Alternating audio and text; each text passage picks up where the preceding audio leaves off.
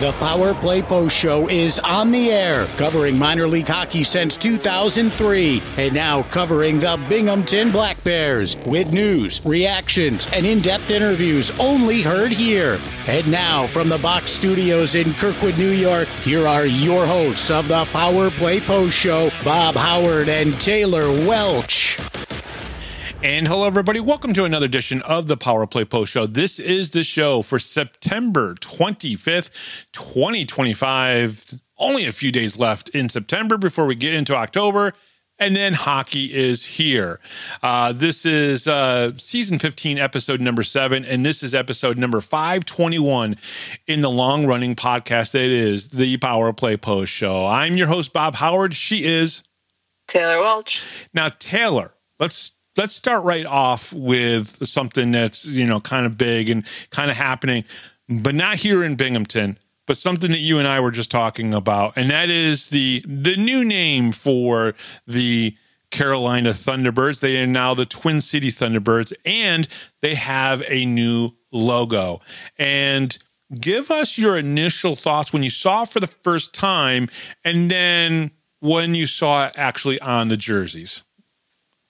So at first glance, I was kind of iffy about it. I didn't really, it's not that I disliked it so much. I just wasn't the biggest fan. And then, I had sent it to you saying that I wasn't a big fan of it.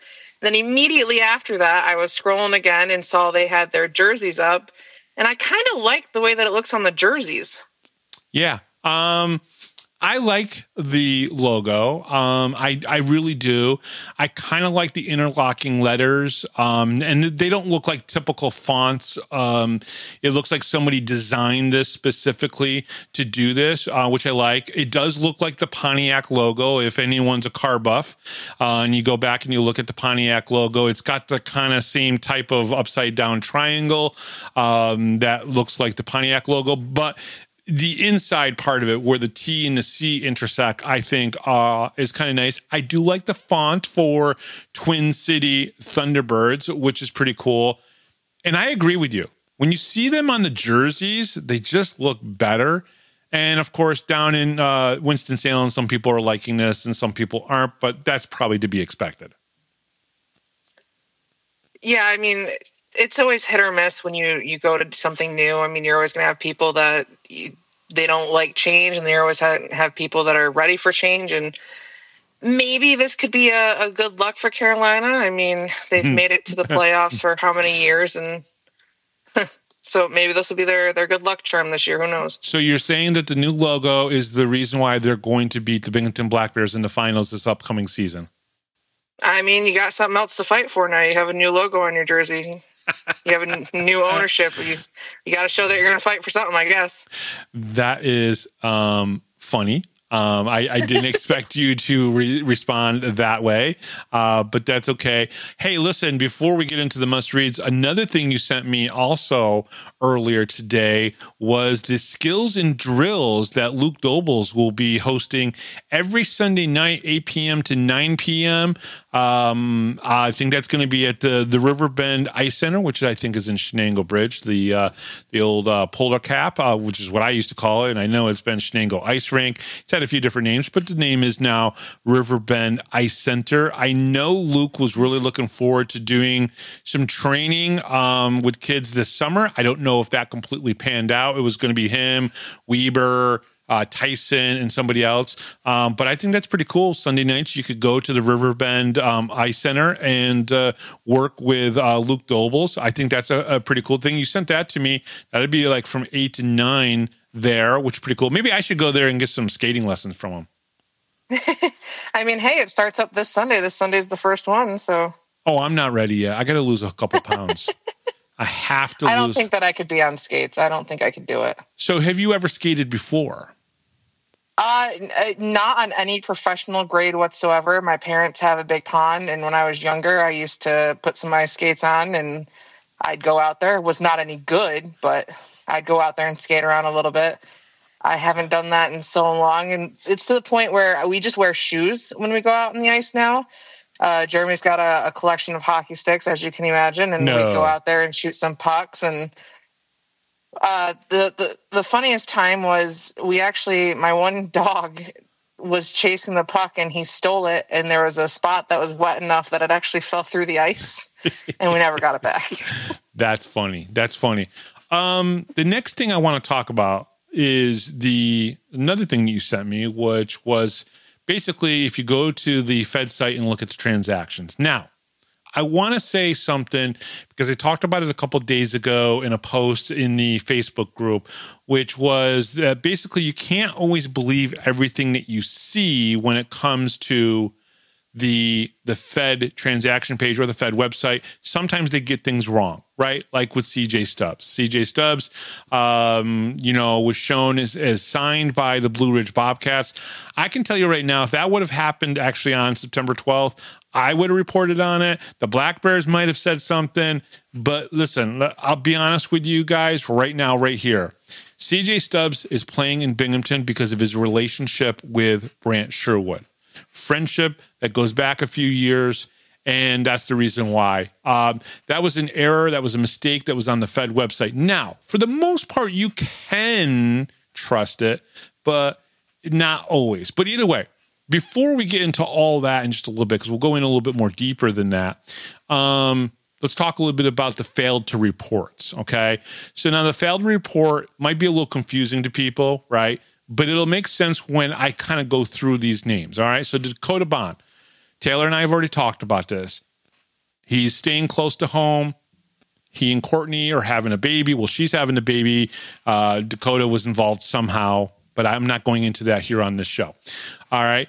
And so they're having a baby, and he's playing close to home. He's not going to be here before November 30th, no matter what. She's having a baby sometime in December.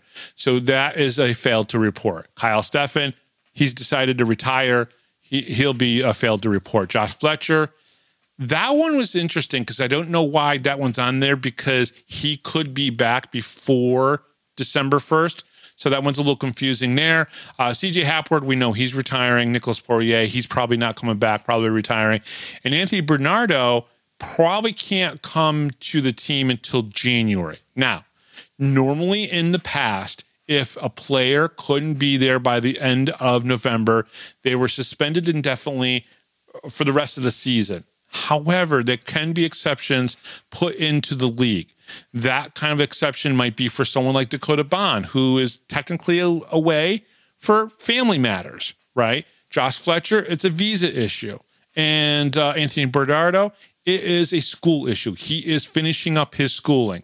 So depending on what you go out there and read, the Fed has never released the information exactly how the rule works. But usually at the end of November, you'll see suspended indefinitely. We saw it last year. And there were different reasons why Watertown Wolves players were suspended indefinitely. And that was because they left the team or the team didn't want them around anymore. So that's pretty interesting. But there's no surprises here. And I just want everyone to know this was all expected by Brant Sherwood, by Andreas, and the team. I know this kind of like branches out from just Binghamton, but I think a lot of the confusion comes not only from misinformation on the transactions page, but also just misinformation in general. Yeah. Especially when it comes to just the league. Because I know at one point last year, there was a lot of question going around, and this was mostly centered around a player in Watertown with the Jimmy Lodge about how he could have played and why he was there. And people didn't think that he could have been playing because he didn't have enough games and all this other stuff that happened. So I think that's where a lot of the confusion comes for the fan base part, is that it seems like some people are allowed to do this and other things seem very confusing. And it's just, for the most part, and I've been guilty of this until I started like just taking a step back, is a lot of the times people like to be the first to know kind of thing. So they're always on the transactions page. They're always wanting to be the first to know information, and that's great. But when it comes to certain information, until it is released by the team itself or by like you who actually reports correct information, I typically don't believe most things. No, for that reason. I understand what you're saying there, and that's probably a good way to look at it. For some of the players who maybe sometimes get suspended indefinitely, or they don't show up by December 1st and sign a contract, you have to understand that teams can negotiate things with the league, and they can change things based on situations of that particular player. Now, if it's a player that just doesn't want to go to, say, Biloxi, and they're from Toronto, Ontario, and they don't want to be that far away from home, okay? And they don't want to go down to Biloxi. Now, I don't know why you wouldn't want to go down to Biloxi with Pence Jr. down there and the team that he's building. But say, for instance, and I'm just using this as an example for people to understand, you live in Toronto, you want to play in Watertown, but you got traded to Biloxi, but you don't want to go to Biloxi, right? If you fail to report, the league is probably not going to be generous to you when you say, oh, Danbury wants to sign me. Can I go to Danbury? However, a guy like, for instance, and I'm just throwing this as an example, Anthony Bernardo, say he doesn't show up on December 1st because he's in school. Brant Sherwood and Andreas can go to the league and say, hey, listen, this kid didn't show up not because he didn't want to be here, but because he was finishing up his education. They might grant him an exception to be able to come back to the Black Bears or sign a contract. If he does, great. If not, no. Same thing with Josh Fletcher. Say Josh can get over the border on December 15th instead of November 30th, okay? The league might look at that and go, he did nothing wrong here. He's a Canadian that needed to come across the border, and we don't provide the proper visas. They might look at that differently. So there are things that happen behind the scenes that is not reported by the league and sometimes isn't told to media because it's none of our effing business sometimes, right? And so I want people to understand that you can go look at that. You can read what Gary Ryan says with the Fed League Flash, and he tries to get the most information he can from general managers and from people within the league office, the executive board. And he tries to get that information. That's why his information is a little bit more accurate than other people's, because he's literally talking not just to one person. Like, I talk to Brant and Andreas most of the time. I mean, I'll tell you who my sources are for some of my stuff. It comes from those two guys. They're the two people that talk to me the most. I talk to them. We have a good working relationship. That's how we do it. But Gary talks to multiple people within the league. He's not just talking to a fan from Danbury or a janitor worker in Biloxi. That's not what he's doing. He's talking to people within the league. But the league doesn't always provide the most information. So failed to report, and, all these different things like financial considerations when a trade happens or something like that. Sometimes you're just not going to know all the fine details. And honestly, just buy your damn ticket, boo the players you don't want to cheer the players you want to cheer. But otherwise, all that business stuff, sometimes it's never going to be something we're going to learn. We don't know everything about every single NHL contract or AHL contract or ECHL contract. And the same thing is going to happen here. So does that help at all? I don't know. I mean, I think it does, but I've also, because I used to be the same way as some of these fans, is I wanted to know information. I wanted to be the first one to know. I was constantly checking the transactions page. I was constantly posting stuff on the fan page. I always wanted to give people information, and it reaches a certain point where you have something wrong, you got something wrong, the league might have posted something wrong, or something might have happened, and it gets to a point where you learn that sometimes knowing the information first isn't always the correct information, or isn't always the complete information. Yeah. So there's always a lot of moving parts. And I think some of the problem is that I feel like some of the fans, and I'm going to say some because not all of them are like this, and there are a couple out there that just think they deserve to know all the information, or they have to know all the information, or they need to know all the whys and the ins and the buts. Yeah. And it's just not like that. And I do try to get... It's not like that in any league. Right, exactly. And I try to get as much information as I can. I'm going to tell you guys something here in just a little bit after I get through the must-reads, that I would love to tell you right now exactly all the information, but all I can tell you is just wait until Friday and you're going to find out the information. But I already know the information, and I've told Taylor, and she's not going to say anything. So don't try to bribe her, right? You know, maybe $1 million will get it out of her, but that's about it. So let me get into the must read so we can get into the rest of the show, because we got a great show, and I think we got a lot of great things to talk about. All right, the Power Play Post Show is unavailable on all major podcast platforms, including Spotify, Apple Podcasts, Pocket Cast, YouTube, Amazon Music, and iHeartRadio. Just search Power Play Post Show on your favorite app, and don't forget to subscribe. Please subscribe and hit that notification bell on YouTube, and you'll get notified the next episode that's out there, or any video thing that I put up there.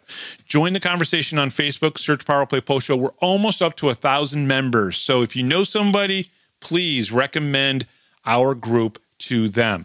Looking for everything Binghamton Hockey? Go over to binghamtonhockey.net, your go-to source for stats, history, all things Binghamton Hockey. And coming up on this edition of the Power Play Post Show from the Binghamton Black Bears, I got to change this, defenseman Emerson Emery. I got notification today from both Emerson and Brant. He is now officially a basically full-time defenseman. He trained in the off-season, Taylor, to play D completely. And Brant, I had a nice conversation with Brant today for 1 hour and 20 minutes, and we'll talk about a couple of those things in just a little while. But confirmed with me, he is going to be a full-time defenseman for the Binghamton Black Bears. I mean, that sounds like it's a good thing, because that's kind of where he was plugged in for the most part when he played last year. Is kind of mostly plugged into the defensive side of things. Yeah. No, 100%. And honestly, it's the area of the team that I feel like they need the most help. It sounds weird. I hate saying that. We just won two cups in the world, and we need help at defense. But, I mean, realistically, with Dakota Bond gone, I do think that Emerson Emery will be a nice fit to be that 5th or 6th defenseman. Maybe not. Maybe he'll be the 4th defenseman. Maybe he'll be on the second pairing. I don't know. We'll see. They got to get into training camp and figure all those things out. We also have 2 rookie defensemen that are coming into camp. So where do they fit in? You know, that'll be interesting. But here we go. All right, let's get into this. When and where can you pick up season ticket packages? You sent me a really nice graphic that the Black Bears sent out. So basically, the first chance to get your season tickets is at the season ticket pickup party, which I believe will also be the first live, first episode of the Good Times with Coach show. And that'll be on Thursday, October 2nd. From 6 to 7:30 p.m. Now, Taylor, you guys have tried to go to these things, and they get packed, don't they? We attempted it last year, and we showed up like with just I think I couldn't remember if we were almost an hour early or just a couple minutes before 6. And if I had to guess, we were a couple minutes before 6, because he doesn't ever get early to anything. But yeah, there was lines out the door. There was a bunch of people waiting. Like, it looked like a madhouse. Yeah. So this will be the Tully's good. The show with Coach is a lot of fun to go to. Not only do you get to actually be there for the show live, and get to hear all the good stuff, you also get a chance to talk to and hang out with a good portion of the players. A lot of them show up to that. Yeah, that I've heard that. And the only time that they don't show up, if they're scheduled to, is as if they're recording with me on the Power Play Post Show. Because there have been a few guys that have been excused from going to Tully's, and they've been here on the Power Play Post Show, which is good. And Brooks and I have only tried to schedule the same player on the same week together. We do try to alternate that, right? Like if Brooks is going to have Dan Weber on the show, I'm not going to go and ask for Dan Weber to be on this show. It doesn't make any sense, right? Spread the wealth a little bit between us. But we almost did it once. I actually asked him, and he said, well, he's going to be on the Tully's Good Time show. I was like, all right, give me somebody else and give him in a couple weeks, that type of thing. So we Brooks and I do try to, coordinate that a little bit. All right, so for season ticket holders, they can pick up their tickets for the 25-26 season alongside the benefit package. You can do that on Thursday, October 2nd. Now, if you can't make it, no worries. That's so Brooks saying that. Ticket packages will be available at the team office at the arena open Monday through Friday at 9 a.m. to 5 p.m., beginning Friday, October 3rd, as well as will call during the opening night on Friday, October 10th. And if you have not paid off your season ticket balance, you must do so by Wednesday, October 1st to be able to get them on the 2nd. Okay. You will not be able to pick up your season tickets at the party if your balance is not paid. So there you go. If there's any questions and you're listening to the show and you didn't listen to this part, I can't help you any further. Just saying. All right, Taylor, let's talk a little bit about, all right, so part of my conversation with Brant today kind of relates to the next part here. Alrighty, so as we've kind of seen it, thrown around the pages, Darion Benchich was traded to Watertown Wolves for financial considerations. And you're going to give us the why on how that happened and why that happened? Yeah, absolutely. So I talked to Brant about this. I've actually had a couple text messages about Darion with Brant, and then I talked to him today a little bit about it as well. First of all, the Black Bears have a deep roster. And there was the thought process that Darion might have a better chance at really kind of excelling really well with Coachman up in Watertown, and he might get a lot of good playing time, which he really does need. And I had a conversation with Brant today, and Brant said, listen, this conversation with Darion went really, really well. He's excited to go up to Watertown.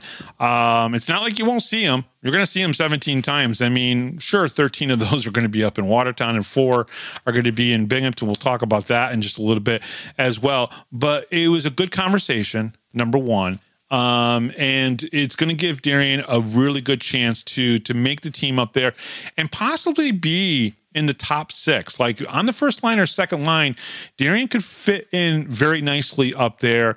Definitely Watertown really kind of needs a little bit of star power and a little bit of skill. And I think Darion's going to bring that. Coach is happy about it. Darion's happy about it.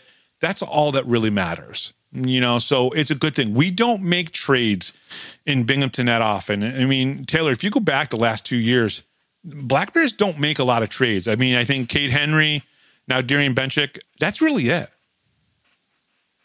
Yeah, there really hasn't been that many. So that's good. So let's talk a little bit about what we were just kind of talking about just a little bit. Why don't you lead us into it? So we've already kind of talked quite a bit about it already, about should we trust the FPHL website when it comes to transactions? Yes and no. Yes and no. Yes and no. That's what I'm going with. We can trust it for the most part, but mistakes happen. And yeah, the CJ Stubbs thing was a mistake. He did not sign with Blue Ridge. And I think on Monday when I kind of wrote about it, I might have sounded like a total dick. And I didn't mean to be. Because I did use the word common sense. And I realized that not everybody knows kind of what I know, even though I've kind of talked about it a lot about CJ Stubbs. He was here because of Brant. The relationship there. He could have played in the SPHL last year. He could play in the SPHL this year if he wanted to. He's here because he wants to win, and he thinks he can do that with Brant Sherwood. So that says a lot about CJ because he could play at the SPHL level. He could be one of those guys that could be trying to make it in the ECHL, but he's not. But I think so. So what I want people to understand when it comes to the FPHL website is that generally they have like one person that has to input all the data from 14 teams into the transactions. Mistakes are going to happen. It's that simple. Mistakes are just going to happen. It's not because they're doing it maliciously or anything like that. It's just that mistakes are going to happen. It's human error. It's one person. For the most part, if you go there and you see that Austin Thompson signed a standard contract or just, the word signed is there, that's because Austin Thompson has signed probably a contract and he's good to go, right? But if you see something like Tyson Kirkby is now playing for the Monroe Moccasins or he signed with the Monroe Moccasins, most of you are probably going to realize, and you should realize, that's just a mistake. And that it'll be corrected. Now, unfortunately for CJ Stubbs, that was on there for like a week. And not many really people noticed it for a while. So, but you can trust it, but not necessarily, don't take it for the most. Gary Ryan said this, Taylor, and I think this is really kind of key here. The Fed website is inputted by one person and mistakes can happen. But what he said was, once you see it on the socials of the team that you follow, then it's kind of like set in stone. Unless I tell you that I talked to Sherwood or Andreas about something and I'm reporting it to you.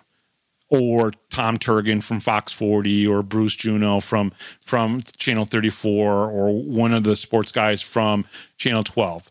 We're going to get our information from the team. We're going to get it from Brooks or from Brandt or from Andreas, and we're going to report that. Or you're going to see it on their social media pages. That's the important thing. Yeah, I think just kind of like confirming at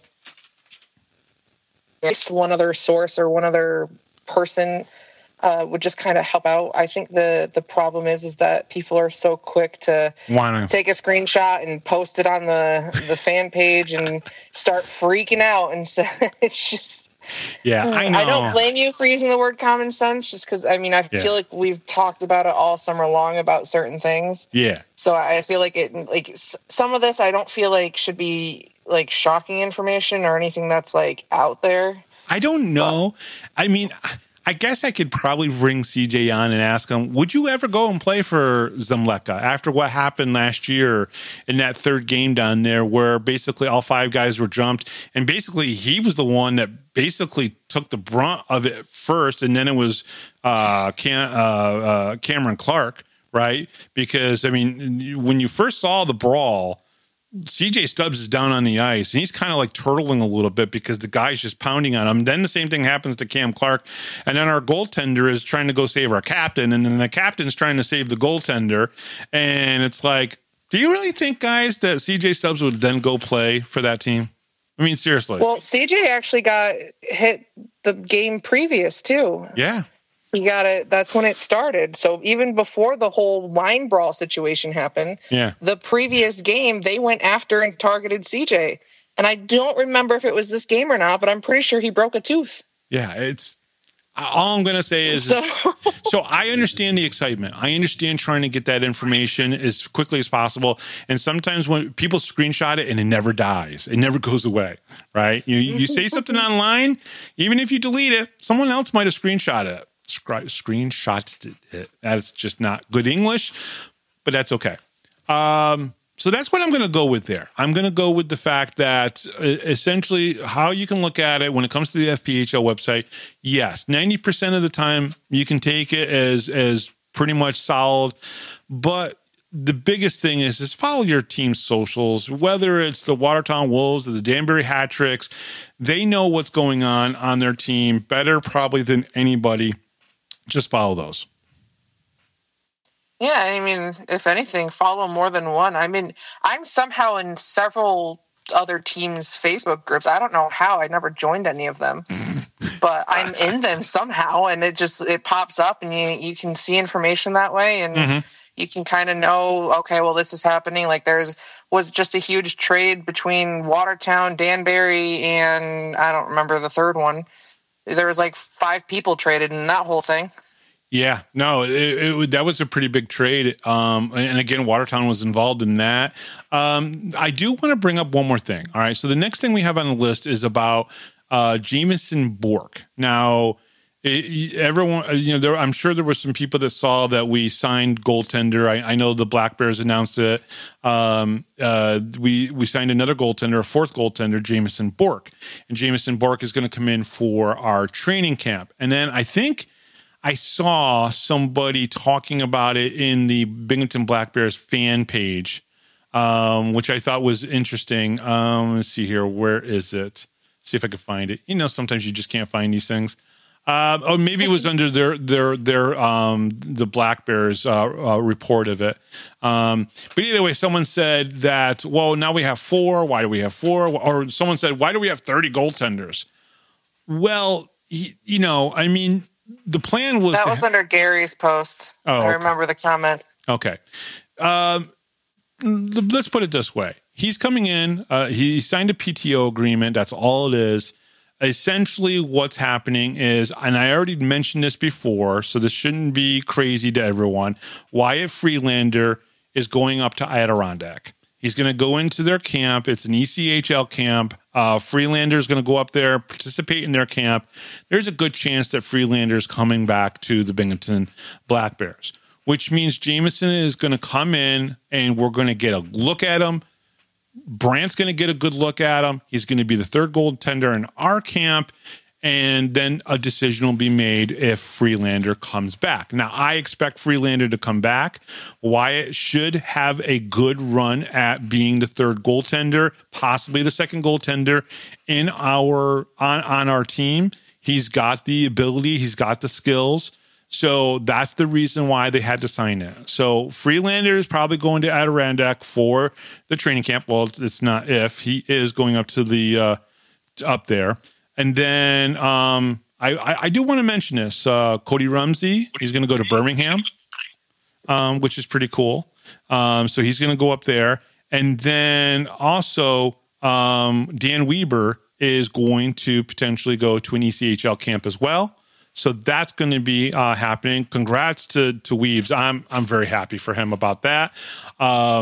It doesn't mean he's going to be in the ECHL all season long. It doesn't mean we're losing him. I think I'm saying this to myself, right, Taylor? Yeah, I'm saying this to myself. Just a little bit. A little bit. I love Weebs, but it's a good thing, right? These guys going up to the ECHL camps, this is exactly what we want in the FPHL.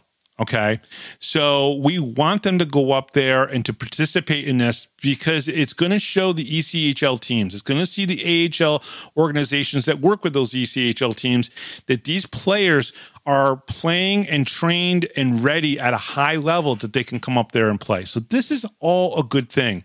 But this is what training camp is like for the SPHL a lot. A lot of guys in the SPHL that are going to play in the SPHL this year, they're also going to go to ECHL camps, and then they're going to come back down.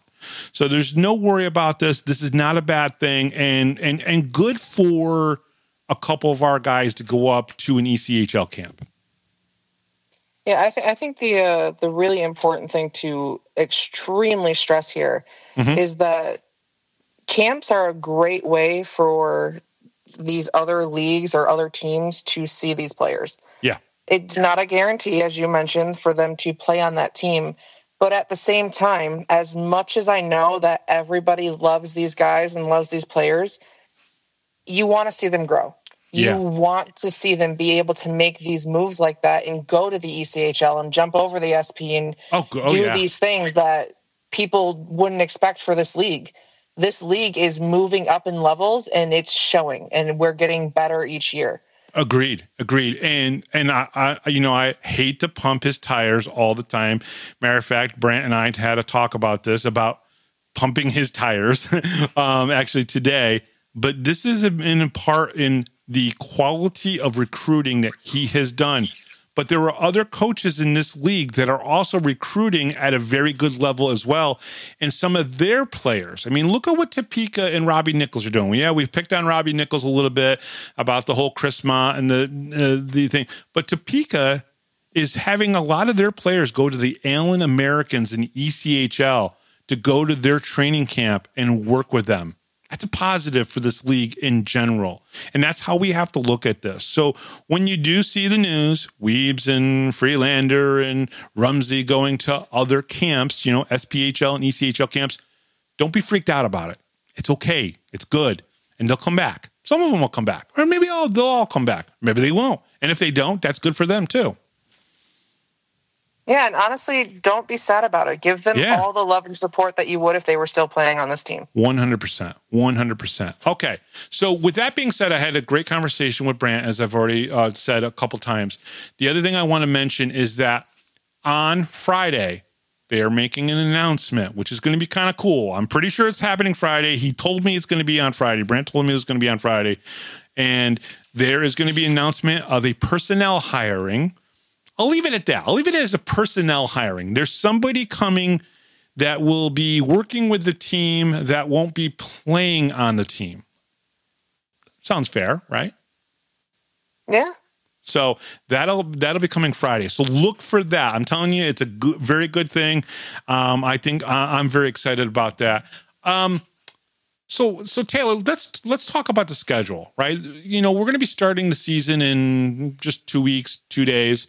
Our first couple games are obviously against the Watertown Wolves, but let's talk about the schedule for a little bit, because I don't think we've talked about it enough over the summertime. Maybe when it came out a little bit. But let's talk a little bit about this. First of all, let's look at the amount of teams. Now, we are playing against, I think, 7 teams in the league this year. There are 13 other teams other than the Binghamton Black Bears in the league, and we're only playing 7 teams. And unfortunately, because they're our closest rivals, we play Danbury 16 times and Watertown 17. I personally wish we saw 2 or 3 other teams, including the Blue Ridge Bobcats, on our schedule. Yeah, I don't disagree with that. I definitely think it would be nice to hit a couple more teams than, what we are able to do. But even still, I don't think it's horrible. I think the worst part about the schedule is that we are in Watertown 13 times. 13. To me, that sounds like the worst. Yeah, if you think about it, when we're talking about a couple of the teams that come into Binghamton, that we don't go see them in their barn. PD, we don't go to PD, but they're here for 2 games, right? But it's only 2 games. Athens, last year we went to them for 2 games. This year they're coming to us for 2 games. Everybody else is very even otherwise, right? Carolina, we see them 3 times here. We're down there 2 times. Danbury, 9 times in at home, 7 times away in Danbury, right? Indiana, it's 4-2, so a little lopsided for us at home, but not too bad. It's only 6 games. Port Huron, it's right down middle even. We play them 4 times in Binghamton, 4 times in Port Huron, and then you get to Watertown, and we play them 13 times up there. Now, if you think about that, say we played them 14 times, that would be half of their home schedule. That is nuts, in my opinion. So we basically play them like 48%, maybe 47.5% of their home schedule is against the Binghamton Black Bears. I think that's bad for Watertown and their fans. I have a feeling it's going to be bad for the Binghamton fans too, because they weren't too happy with us basically selling out their arena when we went up there last year. I can only imagine what it's going to be like this year. Right. Exactly. So I wish we played a couple more teams. As I mentioned before, we played Watertown like 4 times in a row, and then Danbury 5 times or something to that effect. That's where a big bulk of those 16 and 17 games come in, which is unfortunate, but it's just the way it is. But we do play Athens. We play Carolina. We play Danbury, Indiana, PD, Port Huron, and Watertown. Minus those teams, is there any other team that you wish we played against this upcoming season?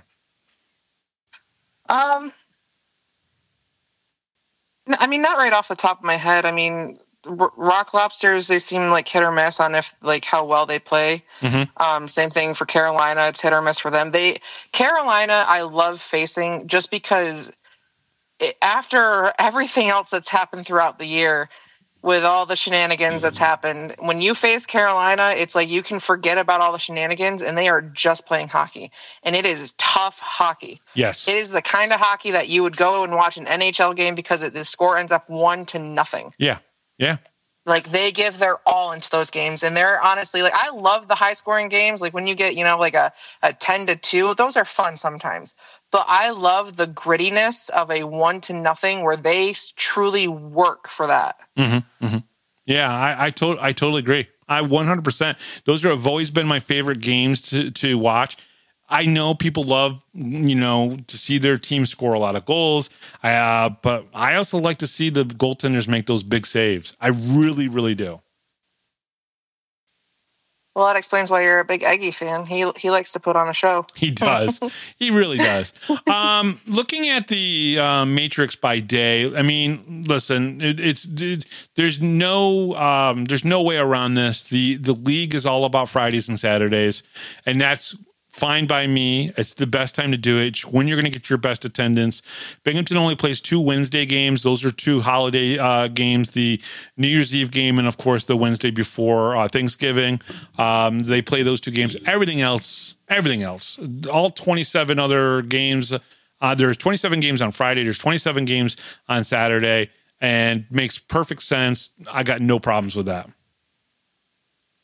Yeah, I don't have any problems with that either. I think it makes it easier, especially for the guys, because especially, they don't have a week off this year. Like, they don't get a weekend where they just get to sit and do nothing. But I feel like those 3-3 games get tough. Yeah. And there is none. There's no 3-3 games for Binghamton this year. I mean, you couldn't get a better schedule for Binghamton than not having those 3-3s. So there's none of those. That's great. Yeah, I mean, I agree. I agree with everything you're saying. Yeah. Let's see here. And then by the month, we've talked about this already. There's not many games at home after February 1st. There's only 9 games at home after February 1st. I talked about it a little bit with Brooks Hill.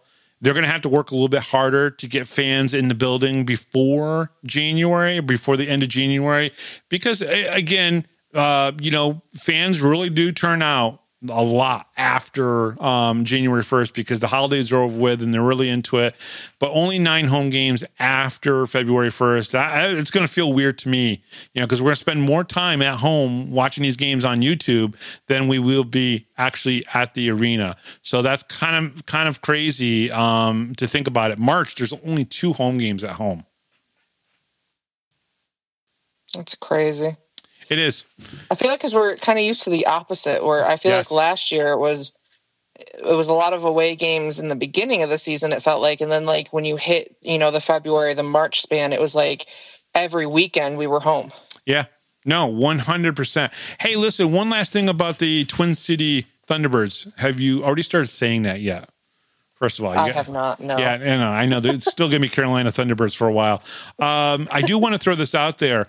Only EJ Worth and maybe other graphic designers will get this. I like the fact that the new logo can fit in a square, because you can put it into a lot of designs a lot easier. Like when I designed the score bug on my website, binghamtonhockey.net, that will fit in there nicer, and you'll actually see the logo a lot better than the rectangle version of the Thunderbird, which I know the Thunderbird fans probably like that old Thunderbird logo, but I think the new one will fit nicely into that. I wanted to throw that out there so EJ heard that. EJ, thanks for listening always. I also want to tell you, Taylor, I don't know if I told this in the last episode, but I want the fans to hear it. We are being listened to at the New York Islanders training camp. Dylan Konecki had the Power Play post show on, and he was listening to it. And so the other thing that he said, which I thought was pretty cool, was that people in the Islanders organization knew what was going on here in Binghamton. I thought that was pretty cool. That's awesome, honestly. It's just another way that this league is branching out. I mean, it's just and growing. It's kind of insane to see how much it has progressed since like a couple years ago. No, 100%. 100%. It's totally different. We still have the same leadership as we did a few years ago when I was still critiquing how the leadership was handling things. So, but I think the thing that the leadership group has done is they've listened to other people and they've brought in new ownership, and new ownership is bringing in new ideas, and they are strengthening the league with diverse owners, not just having one guy have ownership group in like 10 teams. Now you only have I think that the max that one person owns is like 2 or 3 teams at most. Parker owns 2. Don Lewis owns 2. I think the one Chris guy, I can never remember his last name, he might have part ownership in 3. So that's a good thing that, you keep that minimized a little bit. And I think more owners, more general managers, more of those people that can come together and kind of, work on those ideas to make the league better. And I think it's already paying dividends. Yeah, I think the fact that they're listening and they're kind of taking into consideration what people are saying is a huge thing. Yeah, 100%. All right. So coming up next year on the Power Play Post Show, you get to hear Emerson Emery and I talk about him becoming a full-time defenseman, how he trained this year, which changed for him becoming a full-time defenseman. And then he and I talk about the new head coach, Mike Sullivan, for the New York Rangers, and their new captain, JT Miller. So you get to hear that conversation. We had a really good conversation. We're both Ranger fans, so it was something that we wanted to talk about on air, and we had a very good time doing it. So coming up next year on the Power Play Post Show is Emerson Emery. We'll be right back right after this, right here on the Power Play Post Show. Hi, this is Don Biggs from the 92-93 Binghamton Rangers. Hi, this is Brandon Bolchinski. This is Grady Wittenberg, the voice of the Binghamton Senators, and you're listening to the Power Play Post Show.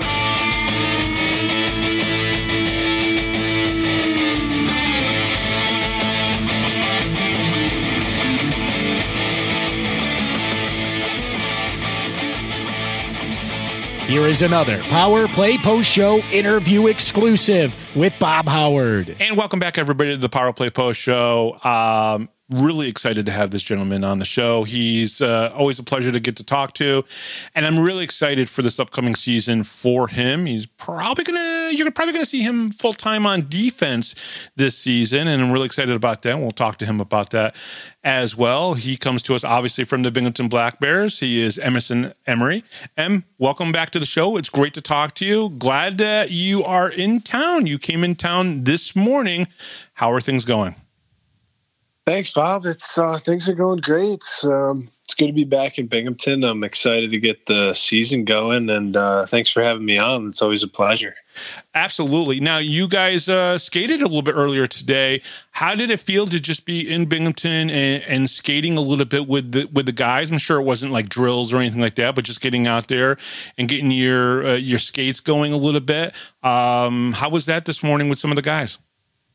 It was great. It felt good to be back, like on the ice in the Binghamton area, and just seeing some of the guys. You know, we had such a great group last year, and have a great group moving forward. So it's always good to see some of the guys. So all good and very exciting. So, one of the things I like to talk about with the guys before the season starts is the summertime, because I truly believe that when you eat, sleep, and just think about hockey all the time in the wintertime, during the summertime, you really got to take a break and kind of, get your mind elsewhere a little bit. During the summertime, during the early part of the summer, I saw some pictures, and I know you talked about it a little bit with me off air. You definitely did some traveling. Tell everyone, a couple of the places that you went, and how important is it to kind of get away and kind of enjoy that time, especially with loved ones or girlfriends, stuff like that.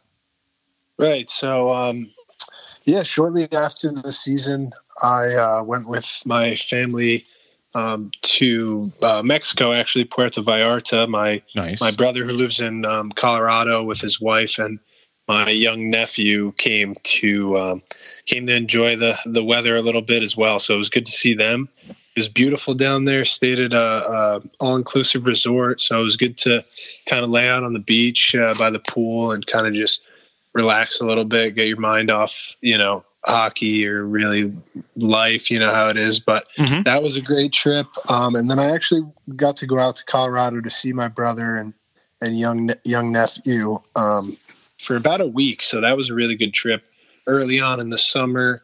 But yeah, it's very important in the summer to kind of take your mind off things, like you said, especially for me being like a first year guy last year. It was kind of, at times, you don't know where you stand in the lineup or what have you, but it's nice to kind of sit back and just take some time for yourself. And like you said, with loved ones, I got to see my girlfriend a lot more this summer. So it's been great. Those things are very important. And I hear the all-inclusive down in Mexico are probably the best way to go and to really spend time, because you can do everything all right there on the resort and have a great time. I hear that's the best way to really kind of like enjoy Mexico. Yeah, it really was. We stayed at I believe it was called a Rui resort. It's like a company that has has countless resorts across North America. But yeah, it was great. They had big pool system right off the beach. You had I think there were up to 6 different restaurants from cuisines all around the world, all inclusive. You can just, go up, get your drink, get your food, leave a tip for the bartender, and just enjoy your time and enjoy the weather. Nice. So Scherzy goes to Italy and you go to Mexico. I don't know. Both sound really good right now. Yeah, which is great. Talk a little bit about thinking about training during the summertime, right? Like you go and you have those trips and you go out. But for you, what was training like for you this summer? Because it's different, right? You're going from your first pro year into your second pro year. And things are going to change a little bit for you, as I kind of mentioned a little bit. You're going to become more of a full-time defenseman. You fit into that role so very well. And whether Scherzy wanted you as a forward or as a defenseman was okay. But with knowing that going into the off season, that was a possibility. You come back, you become more of a full-time defenseman. What was training like for you? Did it change at all? Right. So, the off-ice stuff for me didn't change, but the on-ice did. So for my off-ice, I followed a program sent through. Shout out to Andy Rice for sending a solid workout plan throughout the summer. But early on in the summer, I focused on as much weight as possible. I bulked up in the early summer. I ended up putting on 13 pounds of muscle. Nice. And then later in the summer, I started my cutting phase towards the training camp starting. But for on ice, the big change was just running more defensive style drills. I worked with a few different people in my area, North Jersey. Peak Performance Hockey Academy helped me out a lot. And my buddy runs a power skating academy. So I worked with them a lot on mainly defensive drills, whether it be pivoting or, escaping or little things that you don't really work on as a forward that is very important on the defensive side. So I'd say my on-ice changed in that aspect where I was focusing on defensive maneuvers, if you will. Now, when you started cutting weight a little bit, did you lose all 13, or do you still have some of the? Is some of the bulk still there? Yes, so some of the bulk is still there. My goal was to get to. I started the season last year at 185. My goal was to get to 195. I ended up cutting down. I'm at like 194 right now, but I'm happy with where I'm at. Where I'm still getting the strength numbers that I'm getting with different exercises that I was doing. So I'm happy with the strength staying there and just with the cut, not losing too much. That's good. That's good. Now, I guess my question, and maybe you can explain this for more of the fans, with there being, I always equate hockey with soccer in it to a degree, right? You're moving your legs so much during a game, right? In soccer, they're going back and forth, back and forth, back and forth. Why would you want to put a little bit more weight on? Is it more for the physicality of it? And I don't mean necessarily dropping the gloves, but more of when you get pushed into the boards or you push into somebody into the boards, the little bit more bulk you have protects you a little bit more, correct? Yeah, that and just being able to either bump somebody else off the puck, or if somebody's trying to bump you off the puck, you're able to kind of hold your ground a little more. I think that comes into play. And just defending in front of the net, boxing out, which is very important. It helps to have a little more muscle on you, a little more weight. I'm 6 foot. I'm not the tallest guy, but a little more muscle will help a long way. Yeah, I was always told that too. Because I'm 6 foot. I topped out at 6 foot, and I can always remember coaches saying, "Howard, you could put on some more weight. Put on some more weight, get some more muscle." Almost in anything I did, baseball, hockey, it didn't matter. They wanted me to put on more weight, which wasn't always easy for me when I was a teenager. It just wasn't. Right. As a 50-year-old, it's simple. I could give you a lot of tips. Yeah. Oh, I can give you a lot of tips. When you get to 50 and you want to bulk up a little bit, I can help you in the gut.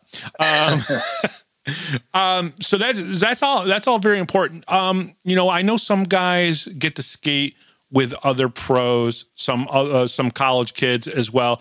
Did you get to skate at all this year, along with your training? But did you get to skate at all with some other pros as you get ready? Because I know some of the guys really like to get into some games, some men's leagues games, or just some league games where they can kind of continue to work on the skills. Were you able to do that at all this year?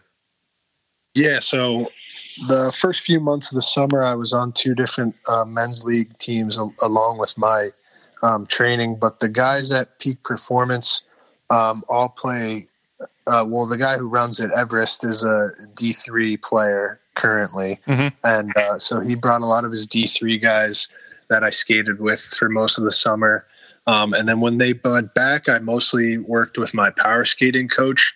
But I did get a skate in with a few East Coast Hockey League guys that are from the area. One that I actually went to, played middle school hockey with. So that was cool to get with them and skate with them and see how you match up, right? Good. Yeah. I felt like I fit in. Like it was a good skate. It was definitely beneficial. So. One of the things that, I talked to Steven Santini, who plays for the Syracuse Crunch, and of course you guys are going to be at the preseason game, I think next Friday or October 3rd. Let's just say October 3rd, because if I say next Friday, I'm probably saying it wrong anyways. But on October 3rd, you guys are going to get to see the Devils and the Crunch play there. I was talking with Steven Santini, and one of the things that I took from it, because I was watching him during the press conference talk with obviously Tyson Kirkby, I think it was the first time they met. They're really off the ice. There's not like this weird ego in hockey where, an NHL player, an AHL player, an ECHL player, an SPHL player, an FPHL player, and a D3 player can all walk into a bar together and sit down and just have drinks. You guys in the summertime, a lot of times can sit down and play an exhibition game with guys that are, above you in leagues. But you guys are like, it's hockey. And there's no ego there. And you obviously are buddies with a guy who's obviously playing in the ECHL. Talk a little bit about how important that hockey camaraderie is. And unless someone cheap shots you, you really got nothing held against another hockey player, no matter what level they play in. Right. Yeah. I think that's one of the, most beautiful things about our game is just the camaraderie, like you said. And most, if not all, hockey players I've ever met are great guys off the ice. And to your point about, a cheap shot, even if that does occur, if the person who threw the hit is willing to drop the gloves and answer the bell, right after that, it's over. And then you can go have that beer after. So I think that goes a long way, and how tight-knit the hockey community really is. Okay, so you came in, we're recording this here on Wednesday evening. We'll release the podcast on Thursday. Some of the guys are already here. What was it like, kind of pulling into Whitney Point, meeting up with some of the guys, and just kind of knowing that, boom, pro season, year number 2 starting for you. What was that feeling like getting back into town? It was very exciting. It didn't really hit me quite hard enough until I got here, so... but once I got here, saw a few of the guys, I'm excited to get back to the routine and excited to just get the season rolling. And you met a couple of the new guys as well, which is pretty cool. And you're kind of like, you're not the new guy. I mean, you played 36 games last season. But you're not technically the new guy. So you can, kind of like, hey, welcome to Binghamton, and kind of show them around a little bit and go skate at BCC together. That's got to be a good thing to know that because being the new guy sucks sometimes. I'm just saying. So it's kind of nice that someone like you can be just like open arms and say, hey, let's go do this. Right. And, I know exactly where their head is at, where I was last year at this time, not knowing anybody, not knowing really what to expect. So it's definitely important to have somebody to kind of show you around, whether it's taking you under their wing or not, but at least, being a friendly face and kind of welcoming them with open arms. All right, before we talk about what I really brought you on to talk about, which is the New York Rangers, which I know our ratings will go down immediately once we start talking about that. So I'll get some the last couple points in. Okay. Defense, are you excited about this challenge coming up? And kind of like, I mean, when I talk to Jersey, he's like, listen, this kid's got the chance to be one of our regular defensemen all season long. Are you excited about that? Yeah, I'm very excited. Going back to last year, I'm sure I said this on our last time I was on the show, but I grew up playing both sides. So I grew up for a majority playing defense. So, I feel comfortable back there. I had a good summer, getting the whole summer under my belt of training, strictly as a defenseman. I'm excited. I like to defend. I don't like to give up goals. So I'm all ears. I'm all excited for a full year on the defensive end. Who was the guy last year that you learned from the most? When we get done to the end of the year, championship, everyone's raising the cup and everything, that's great. But when you thought back at it, who was the guy defensively that taught you the most, do you think, last year? Oh boy, that's a good question. I mean, I think just watching the tandem of Bond and Stone, like, you can learn a lot. Like, they're great guys off the ice.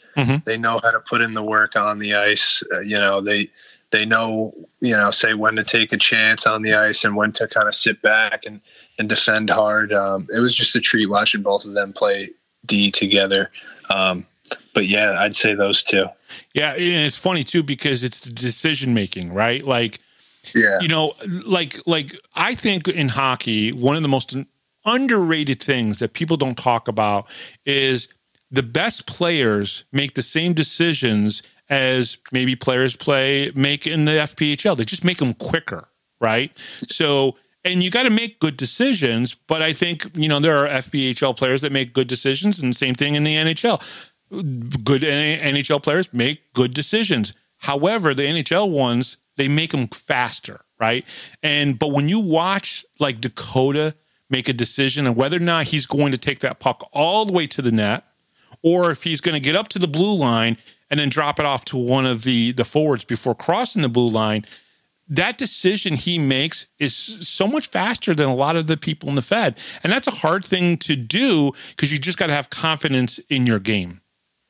Right. You got to trust your instincts and trust your decision-making to be the correct decision in that moment. So being able to trust yourself and knowing you have the ability to make a certain play is very important and goes a long way.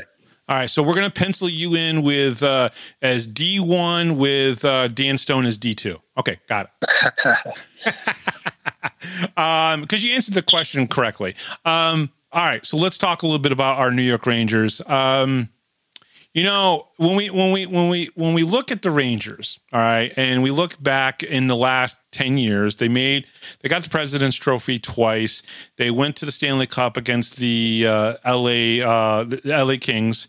They obviously, with Peter Laviolette, got the President's Trophy, but had a disappointing year. When you look back at the last 10 years, they've given all the coaches, probably in the last, I'd say, almost 15, 20 years, they've given each coach 2 to 3 to 4 years to do well. Do you give Mike Sullivan a little bit more of a chance than even those guys, because he did win 2 cups in Pittsburgh? That's a great point. I would say, yeah, you give him, at least 3 or 4 years to kind of instill his culture and instill his systems. And that being said, it's a hell of a lot easier to win a Stanley Cup when you have Sidney Crosby on your team. But, and Malkin and all, Andre Fleury. Yep. Right. They did win with Matt Murray as well, so that's true. Kind of they figured it out. But I think I like the hire. He was, if I'm sure you remember, he was an assistant coach.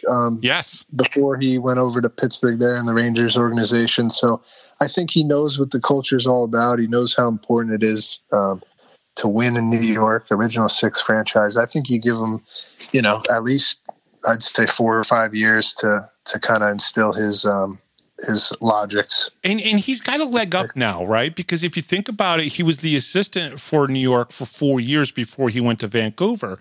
So the kind of the cool thing is he understands how New York media works. He understands the expectations. He understands the culture, like you said.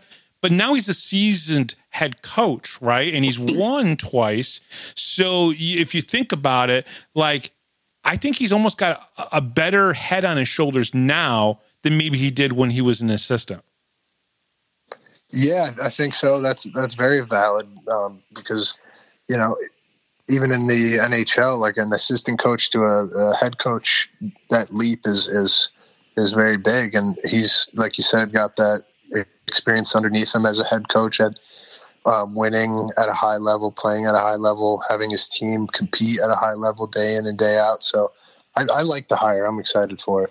Now, at the same time, he brings in JT Miller. Well, he didn't bring him in. I'm pretty sure that was a general manager decision. But JT Miller comes in now as the new captain, and they kind of are familiar with each other because he was an assistant while JT Miller was just starting his career with the New York Rangers and now back with the Rangers, obviously for his second year in this stint.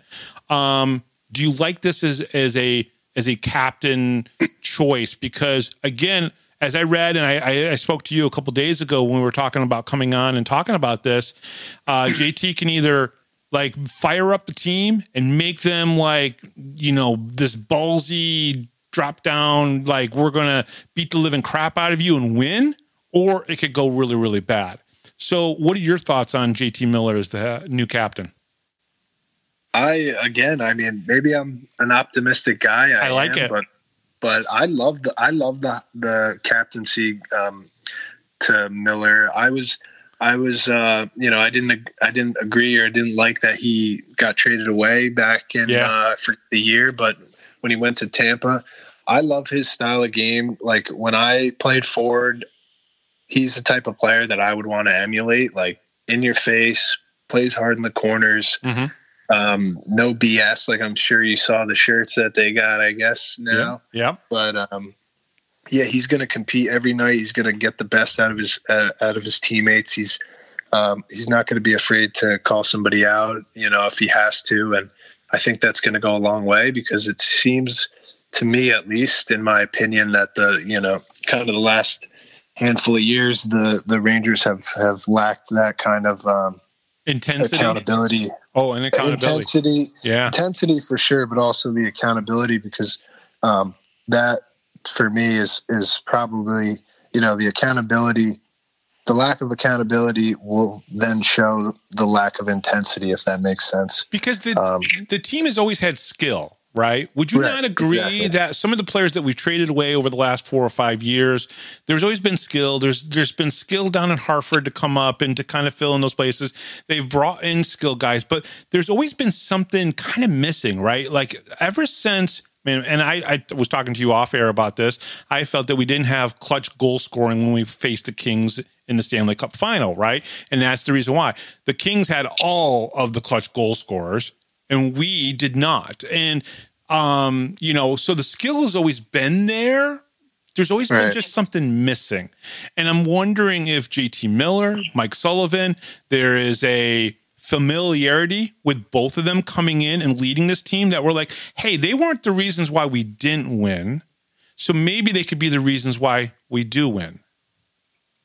Sure. Yeah. You need that intensity day in and day out, especially when it comes to the later stretch of the season into the playoffs. You need gamers on your team that are going to, you know, the ice shrinks figuratively, you know, you're going to have less space out there.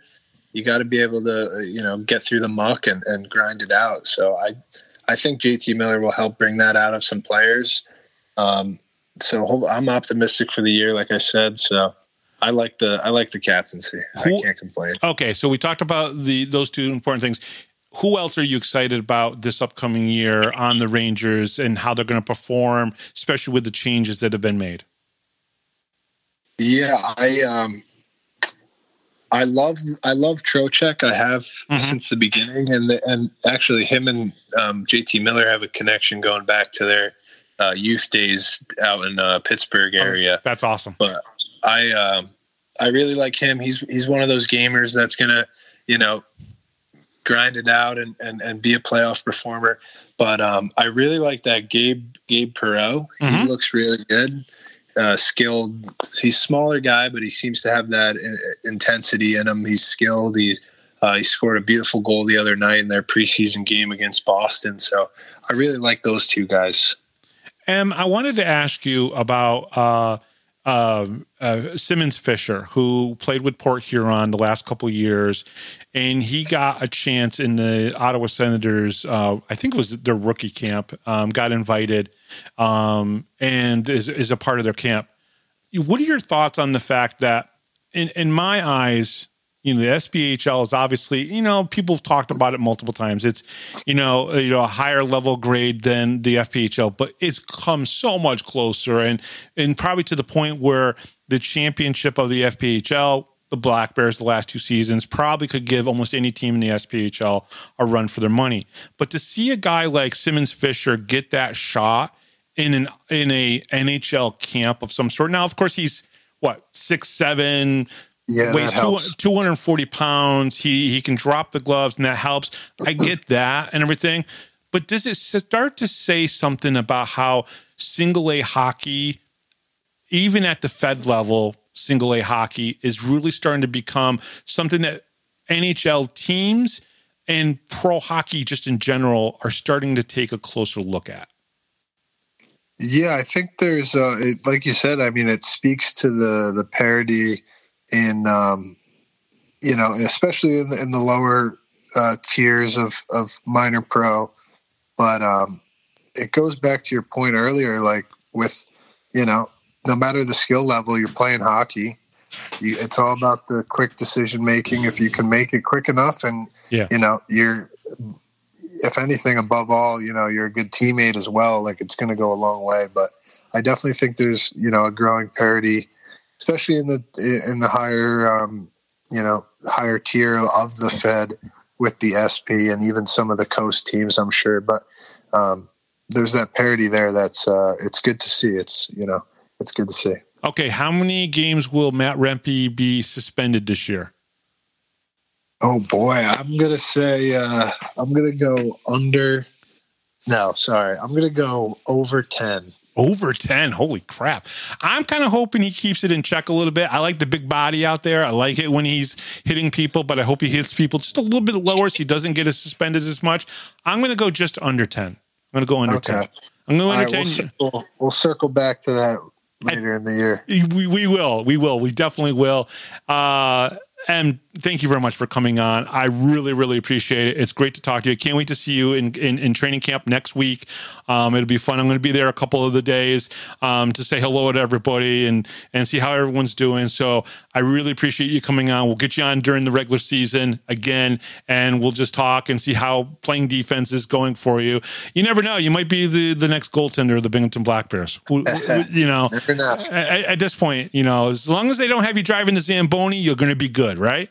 Yeah, it sounds good to me. Although I really want to drive a Zamboni someday. Someone's got to get that figured out for me so I can go drive the Zamboni at the arena. And thank you very much. I mean, I'll do it. Put it on the bucket list. Got to put it on the bucket list. I really do. So, and thank you very much for coming on. We really appreciate it. Yeah, thanks for having me. Great. And we'll be right back right after this, right here on the Power Play Post Show.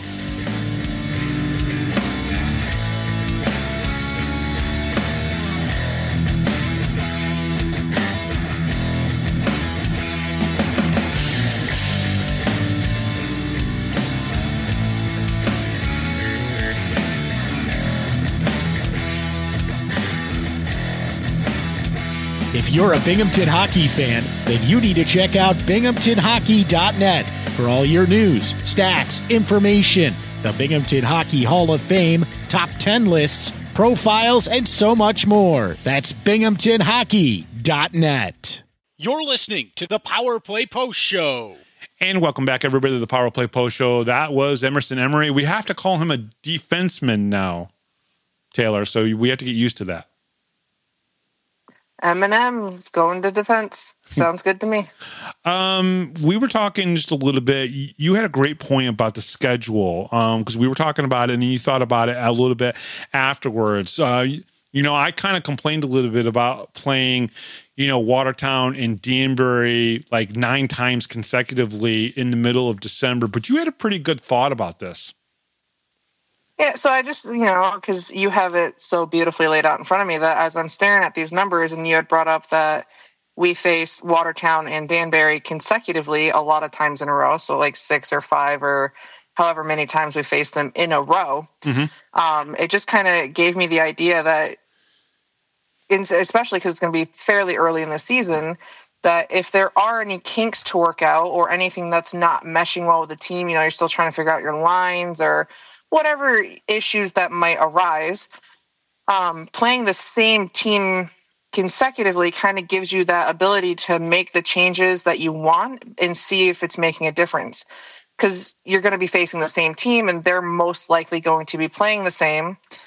So it just I feel like it gives you a better insight as to how your changes are doing compared to if you played Danbury this game, but Carolina the next game, where they play very differently. Yeah, no. Where if you're playing Danbury and Danbury and Danbury and Danbury, you kind of know going into it, this is how they're going to play. So we're going to see if this change works. 100%. And, a lot of coaches, when they go into the intermission, they come back out and they make adjustments. And that's how they know sometimes whether or not the adjustment's going to work. But on a higher level version of that, you can go and watch a video and go, listen, we got Watertown 3 more games here, right? Let's make this change and see how it works in the next game, right? We made a couple adjustments during the second intermission, didn't really make any difference, but we're going to make these changes instead. I think that's a great insight and maybe probably the positive spin on playing Watertown 4 times in a row and then playing Danbury 5 times in a row. I think that's the positive way to look at that, and I think that's a great idea. Yeah, and I'm sure Brant's probably already had that in his thought. He seems to always be one step ahead of everybody, in my opinion. So he's probably already got the books ready to go, just waiting for it to happen. Yeah, no, you're definitely right. You're definitely right on that. He usually does. I also want to mention the guys who need to cross the border so far that can cross the border. We were 3 for 3 up to the point when I was talking to Brant earlier today. So that's good. I hate the fact that it's a thing that we have to talk about the visas and whether or not our players are going to get across. But just for the sake that they are getting across right now and getting over here, that's good. And we just got to keep our fingers crossed for Josh Fletcher. Right. And just hope that he gets over here and everything works out for him. It was a great interview. You listened to it. We talked about it. We had Emerson Emery. I'm going to be talking on Thursday evening with Mason Esworthy, who's going to serve as an assistant coach as well with the Binghamton Black Bears, but he's also going to be coaching the junior team, one of the junior teams out in Elmira. So we're going to talk to him about kind of like everything that's going on in his life and just getting into coaching and whatnot, which is pretty cool. So there's that going on. And honestly, Taylor, we're going to be back in the arena in 14, 15 days. And I can't wait. Oh, that's awesome. Neither can I. First of all, the banner raising night, that's crazy night, right?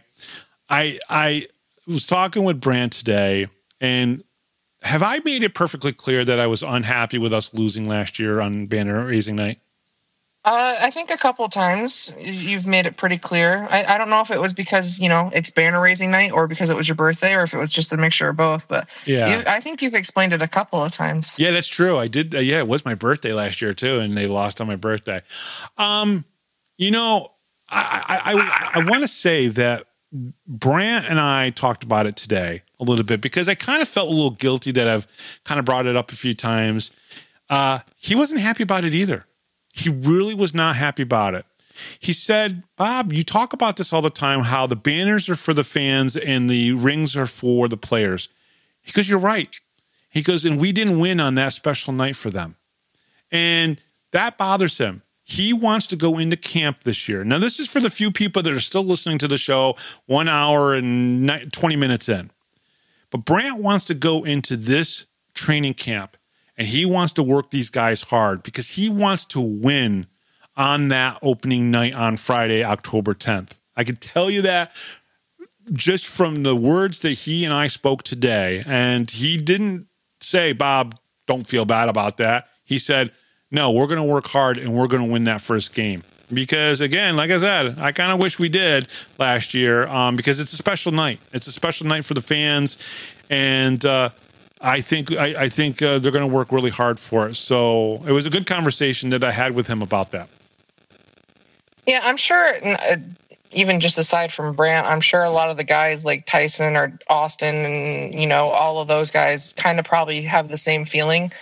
I'm sure everybody except maybe the new guys who might not have any idea how it felt. Yeah. Mostly not only for just the banner part, but I mean, they're going to be facing the Wolves again. Yeah. I think the only positive outlook so far to kind of look into that is I think the Wolves have a completely different roster going into this. Yeah. Where we're pretty fortunate that we haven't had to make a lot of changes or bring in a lot of new people, where Watertown, I feel like they might struggle some. I agree. We'll talk about that in 2 weeks when we preview that first opening weekend here on the Power Play Post Show. We'll talk about, that type of stuff right there, because I think you hit the nail on the head. They're not going to have the same power play. They're not going to have the same penalty kill. Goaltenders are not even going to be close to the same level. I think that Watertown is definitely going to struggle, but we'll talk about that in a couple weeks as we preview that opening weekend against the Watertown Wolves. But let's get right into it. The Power Play Post Show is available on all major podcast platforms, including Spotify, Apple Podcasts, Pocket Cast, YouTube, Amazon Music, and iHeartRadio. Just search Power Play Post Show on your favorite app, and don't forget to subscribe. Join the conversation on Facebook. Search Power Play Post Show. Help us get to 1,000 members in our community. Be sure to like, comment, and share our latest episodes with your friends. Looking for everything Binghamton Hockey? You know where to go. BinghamtonHockey.net. Your go-to source for stats, history, and all things Binghamton hockey. Thank you, Rob Lapolis, our MC, John Petitucci, our musical director, and from the Binghamton Black Bears, defenseman Emerson Emery. I am Bob Howard. She is Taylor Welch. And we'll talk to you guys next time right here on the Power Play Post Show.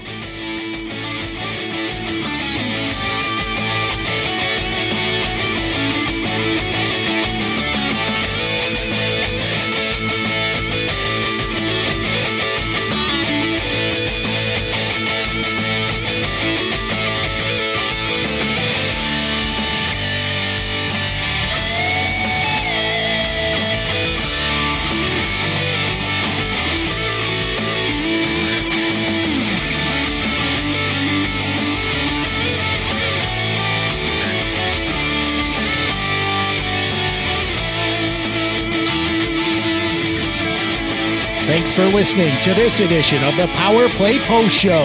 Be sure to tune in next week to the Box Studios Radio Network for all the latest Black Bears news and interviews from around minor league hockey. The Power Play Post Show would like to thank John Petitucci for all the music you hear on the show. You've been listening to the Power Play Post Show.